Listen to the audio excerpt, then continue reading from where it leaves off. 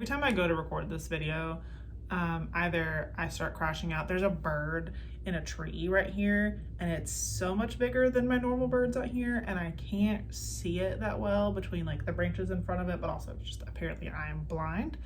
And so I spent a lot of time just staring at the bird like I am right now, instead of looking at you and talking, or looking at my notes and talking, or every possible noise in the house that could cut on did. My computer decided it wanted to turn into a rocket ship. HVAC unit is cutting on. The trash people are here. What do you know? So I'm doing my best, but I am just gonna try to talk over the noises. And I'm sorry if it bothers you. I know that the humming of the HVAC might be like the most annoying, so maybe I'll wait for the HVAC to cut off before I keep going. But I've been talking for probably like 20 minutes just staring at this bird. So stay to the end and watch the blooper reel, or maybe I'll post it separately or something. The Abrahamic Covenant. I posted, as I'm recording this, I think yesterday, I called it a tip-in on like the file name. Basically, if you don't know, all that means is that you can like size it down, download the PDF, size it down, and then print it out and like tape it or glue it in your Bible. You could, depending on what kind of Bible you have, you may not want to put it in here because then you're blocking this page. And so if you have an underleaved like I do, that may not be like your smartest choice, but you could put it here, or you could tape it to the outside, like the flaps here. You know, you could essentially make it about any size. And I tried to make the font like big enough that you would still be able to read it, but you can also just pull it up and look at it and then copy the notes. I don't have a printer, so even if I wanted to, I can't print off the things that I make and tape them in my Bible or do whatever with them. So I made this. Where's the camera? Instead of using the tip-in that I made. So you could just do that. Honestly, this is smaller than I could probably get it printed down to make it still legible, and probably a little cuter, like if I'm being honest. But I wanted to get that information like concise and in one place. And I know a lot of people have appreciated the like worksheet style notes and stuff in the past for things from the How to Read the Bible course. And because this is technically a part of the How to Read the Bible course, I wanted to kind of make it cohesive. I should have made one for the Noahic Covenant, and maybe I will. Okay, the first thing I'm looking at, I have the PDF pulled up on my computer so I don't forget what I put on the page, because I want to make sure that I cover those things specifically. The first thing on here is that the Abrahamic Covenant is a unconditional covenant, and all that this means is that this covenant is not based on the actions of the recipient. So here it would be Abraham, and it will get passed on Isaac, Jacob, so on and so forth. But this covenant is not a like, if you do this then I will do this covenant, which is what the law is. The Mosaic Covenant is a conditional covenant. If you do this, then I will bless you and you'll be my people, and if you don't do this, then I will curse you and he will not be my people, kind of language is what we'll see that when we get to the Mosaic Covenant. I don't want to get ahead of us, but just to give you an idea, especially if you're familiar-ish with these Bible stories, then you'll know what I'm talking about. If you've never read the Bible before and you are going through the Bible with me like for the first time, don't worry about the Mosaic Covenant yet. We're not there. Etch a sketch it. Don't worry about it. Just know that this one is unconditional. So God makes this covenant with, right now, Abram, and we'll see in a couple of chapters that he sort of cuts the deal by himself. We'll get there when we get there. It'll probably be 2 videos from now. And all he asks is that the sign of the covenant be instated, but it's not the condition of this covenant is not based on that sign. Okay, so there are three main aspects of the Abrahamic Covenant. The first is the land. The second is the descendants or the seed. These are kind of like Russian dolled in on each other. And then the third is the blessing. So the land, the descendants, and the blessing, which you can see, it says, go from your country, from your father's land, and I will make you a great nation. I will bless you, and I will make your name great, so that you will be a blessing. And I will bless those who bless you, and curse those who dishonor you. I'm paraphrasing. This is the Lily's paraphrased version, LPV. So on the sheet, if you're looking at it, I wrote the three main aspects as one thing, and then I broke down those three aspects into three little things. If you want yours to look kind of like mine, then here. Screenshot time. We have the land, which here, this is specific land. This is the promised land, right? So this land is outlined in chapter 15 and then expanded upon in Deuteronomy chapter 30. It is property. This is land. This isn't like exclusively metaphoric for something or anything like that. This is land, okay? The Abrahamic Covenant does, however, foreshadow the new covenant. The covenant of grace is what we call it when we're teaching, but the covenant with Christ, the New Testament. So what is the land? You can see on the sheet, I have it here. If you foreshadow, or if you screenshot the little flap that I was showing, but this foreshadows our Christian walk. And I had a pastor I was watching. He explained this really well. I'm going to try my best to kind of echo him.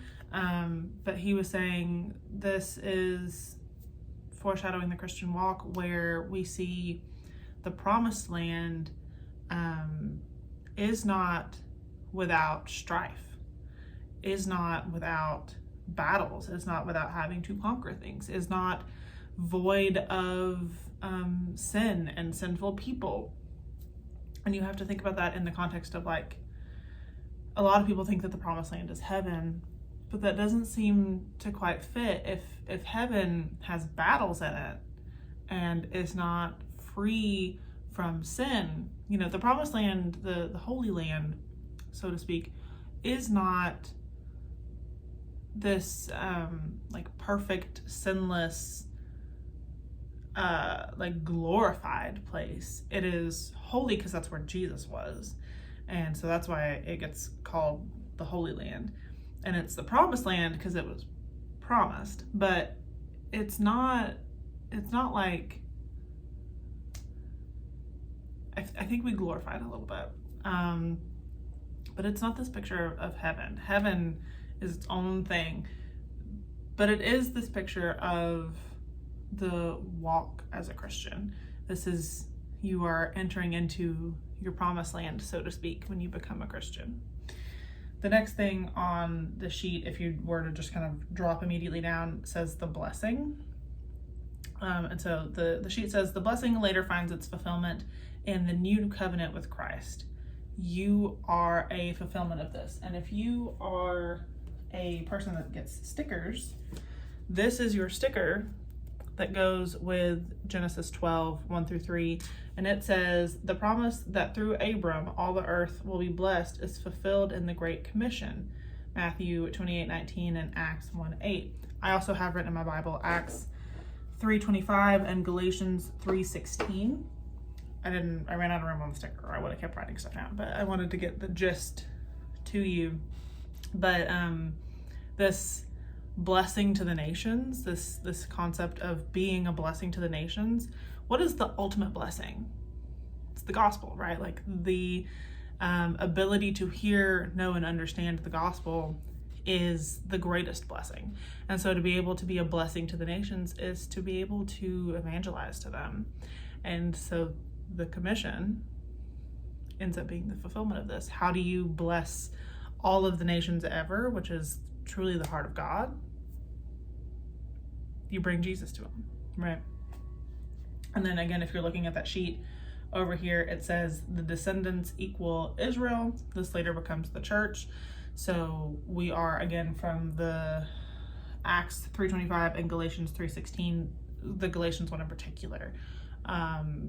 We see this sort of language of like, you are now sort of sons of Abraham. You are now like adopted in as a son of Abraham and therefore a child of God, and you can call God Father.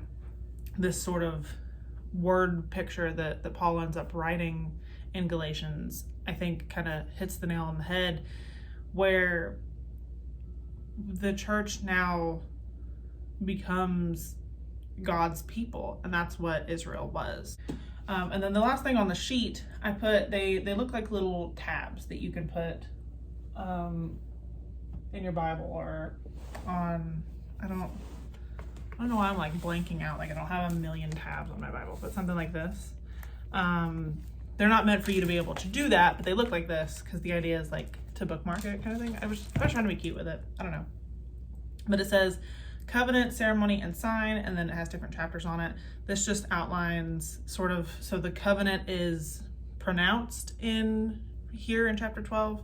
The ceremony for it to cut the covenant is chapter 15, and then the sign is Genesis 17, and we'll get there. That will be probably 3 or 4 videos from now, so we don't have to get away from ourselves, but it's important to remember this covenant is kind of stretched out throughout a couple of different chapters. So if you are coming back to this later, which is the goal with our notes, is to make things easier for us when we come back to it. You cannot exhaust the Bible. So once we're done reading through the Bible, I hope you'll come back to Genesis, and I hope that you'll see these notes and you'll go, right, the Abrahamic Covenant, it starts in chapter 12 and then is come back to, is revisited, is expanded upon in these other 2 chapters. That is my ultimate goal. I didn't include in that tip in, and maybe I should have, but is the promised seed. Now, specifically here, all it says is that I will make you a great nation, your name will be great, you will be a blessing, and all this is tied up in land, descendants, and blessing, right? We don't have like a promised seed, which will be Isaac, spoiler alert, until a little bit later. We'll come back to it and it'll get a little bit more specific with the fact that like this blessing will then be an inherited one. The last thing that I want to talk about here, like specifically about the Abrahamic Covenant, I have other notes on like the language used here or how it can tie into like the Bible narrative or literary stuff, but that will be the video for like the chapter as a whole. We'll come back to it. This is just for the covenant. And this is one of these things that I just kind of want you to chew on for a little bit, so I'm going to leave you hanging potentially forever. Y'all can sound off in the comments and talk with each other, and we can have a conversation or the chat if you want to. But I was watching a class on Genesis, and the professor said something that kind of kicked me in the head, and it seemed like it kicked a lot of the students in the class in the head. But that is, he said, what good is the promise of God? And basically he was saying, like, we have the comfort of sitting here. It was like mid-2000s at the time, 2026 today as I'm filming this. The comfort of my own home with no real threat, so to speak, and having a ton of knowledge on God, varying person to person depending on who's watching this, but my even limited knowledge of God is honestly more vast than Abram's was. We see him have, what is it, like 3 or 4 verses of conversation with God in this one chapter, and he hears this call from God and it's like, okay. But we learned in chapter 11, we flip back, chapter 11, verse 30, that Sarah, his wife, is barren. And what does barren mean? It's not like, oh, she might be infertile, but the doctors can give her some meds and she'll have some kids. No, a barren woman in the ancient Near East could not have children. It was impossible. And she had not had children up until this point. And they're now old. She's not going to be able to have children. It is impossible. And then we'll see in a couple of verses that he goes into this land of the Canaanites, the people from the land of Canaan. Now, who is in the land of Canaan, if not the Canaanites, right? And we kind of read that and we go, well, duh. But this is the promised land. So the promise of land, but it's got people in it, and he's just Abram. So he can't like wage a war with the Canaanites and drive them out by himself. So this promised land is unobtainable, and he'll be a great nation, which requires descendants, except, oh yeah, his wife is barren. Moreover, he's a moon worshiper from a pagan land. They were all pagan lands. And yet, he hears God say this promise to him, and these promises seem unfulfillable. And all we see is that so Abram went. He goes, okay, and heads off. So I'm going to ask you, what good is the promise of God? I'm going to leave you with that. Covenants with, I'm sorry, there's a massive bird outside.